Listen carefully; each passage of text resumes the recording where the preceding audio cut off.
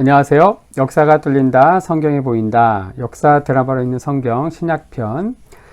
저희가 사복음서를 마치고 사도행전을 따라가면서 공부하고 있죠.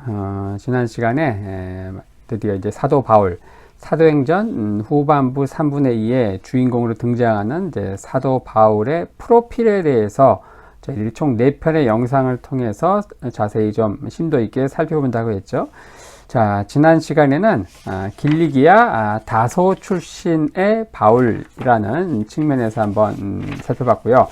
자, 오늘은 두 번째로 로마 시민권자로서의 바울을 좀 살펴보려고 합니다.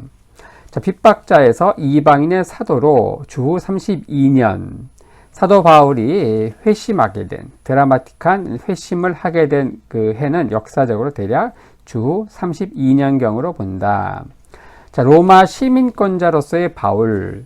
자, 지난 시간에 살펴본 길리기아 다소의 시민으로서 보다 바울의 전도 사역에 있어서 중요한 것은 그가 태어나면서부터 로마 시민권자였다는 것입니다. 그가 전도 여행에서 위기에 처할 때마다 아주 요긴하게 써먹을 수 있었던 비장의 카드가 바로 이것이었죠. 이것은 바로 3차에 걸친 전도여행을 마치고 예루살렘에서 체포되죠. 그리고 자신을 체포한 그 천부장 글라우디오 루시아 앞에서 했던 대화에서도 이 로마 시민권이 얼마나 대단한 것인지 잘 나오는데요. 사도행전 22장 27절에서 29절 말씀입니다.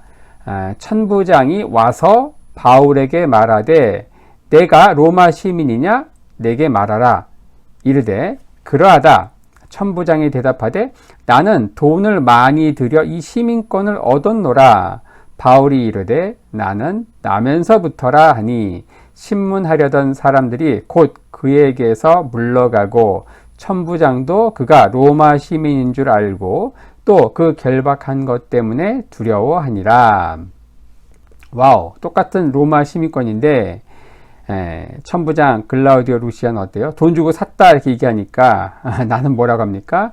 나면서부터 시민권자다. 이것은 뭐예요? 바로 바울의 부모도 역시 로마 시민권자라는 겁니다. 바울은 아버지가 바울의 출생 전에 이미 로마 시민이었음을 시사하는 구절인데요. 자, 로마 시민권은 이탈리아 본토에서 자유인으로 태어난 사람이면 누구에게나 주어지는 놀라운 특권이었죠. 하지만 주전 1세기 로마의 패권이 지중해 전역으로 확장되면서 몇몇 특별한 속주민들에게도 주어진 특혜였습니다. 그러면 어떻게 바울이 그 부모 때부터 이 시민권을 갖고 있었을까? 자, 이것은 이제 성경에 구체적인 이야기가 나오지 않기 때문에 역사적 상황에 근거해서 유추하는 수밖에 없는데요. 상당히 재미난 이제 상상이죠. 자, 주전 1세기에 길리기아 지역은 연이어서 전권을 휘두르던 두 사람, 바로 로마 장군 폼페이우스, 그리고 그 다음에 안토니우스의 지배를 차례로 받습니다. 바울의 조상 중 누군가가 아마도 이 로마에 눈부신 공헌을 함으로써 두 장군 중 한 명으로부터 로마 시민권을 하사받았을 가능성이 높다는 거죠. 아마도 이 호전적인 로마 장군들에게, 계속 전쟁을 하는 이 장군들에게 아마도 바울의 이 부모 때부터 해왔던 일, 이 텐트를 만드는, 천막 만드는 일은 아주 요긴한 일이었기 때문이었을 가능성이 높습니다. 군사들이 이제 야영을 할 때 텐트가 굉장히 중요하잖아요. 그래서 바울이 텐트 메이커로서 사역을 했다. 부모도 역시 같은 직업이었고, 그래서 뭐 이런 일들 때문에 이 로마 장군들로부터 눈에 띄었고, 로마 시민권을 하사받았을 가능성이 있다. 뭐 이렇게 유추할 수 있겠습니다. 로마 시민들은 세 개의 구별된 이름이 있는데, 이름이 있고 그 다음에 뒤에 성이 나오고 마지막에 별명이 나옵니다. 우리가 알고 있는 바울, 이 파울루스라고 하는 이름은 별명에 해당하기 때문에 만약에 우리가 그의 성을 알고 있다면, 바울의 성을 알고 있다면 로마 시민권과 관련된 어떤 역사적 실마리를 추적하는 데 있어서 굉장히 중요한 실마리가 될 텐데 아쉽다는 거죠. 우리가 알고 있는 파울루스, 바울, 이것은 바로 이름, 성, 별명, 세 개 체계로 이루어진 로마 시민의 이름에서 별명에 해당한다는 겁니다.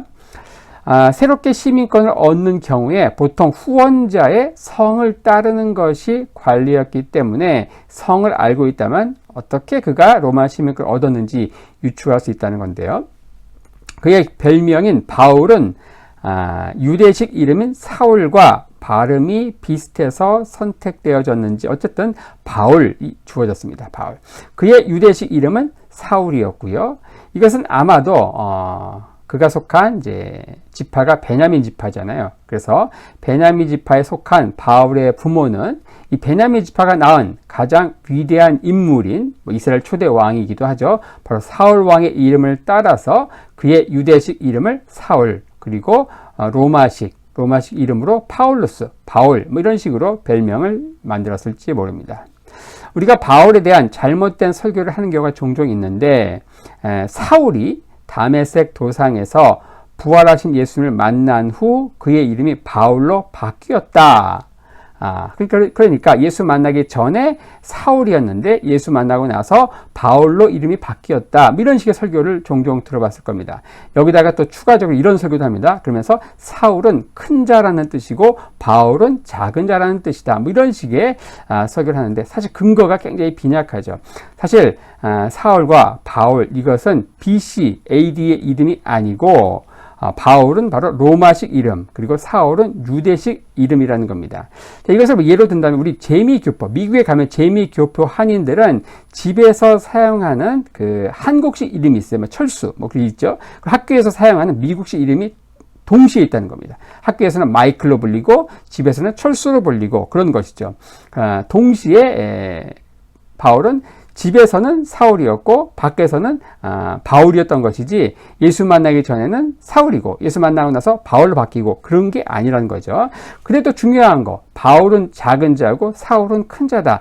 그런 뜻 자체가 없습니다. 이 사울 요것은 히브리어 묻는다, 샤울, 히브리어는 사울이 샤울이거든, 샤울. 이 샤알은 어떤 뜻이냐면 큰 자라는 뜻이 아니고 하나님께 묻는다, 요청한다, ask의 뜻이죠, ask.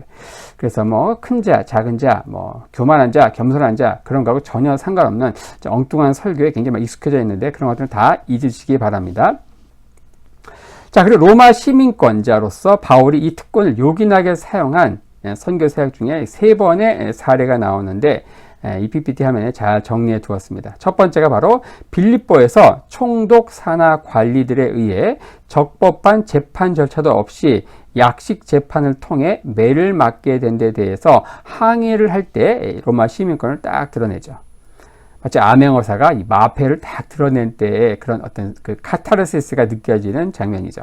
자, 두 번째는 바로 예루살렘 성전 경내에서 체포되었을 때 천부장은 소요가 일어난 원인을 파악하기 위해 다짜고짜 바울을 채찍질하려고 하죠. 하지만 바울은 이를 피하기 위해 자신의 로마 시민권을 제시합니다. 마지막 세 번째가 가이사랴에 바울이 2년간 투옥될 때 벨릭스 총독이 해임되고 베스도 총독이 새로 부임하게 되는데 바울은 자신의 신변에 위협이 찾아왔음을 직감을 하고서 어떻게 합니까? 자신의 로마 시민권을 앞세워서 로마 황제에게 직접 상소하게 됩니다.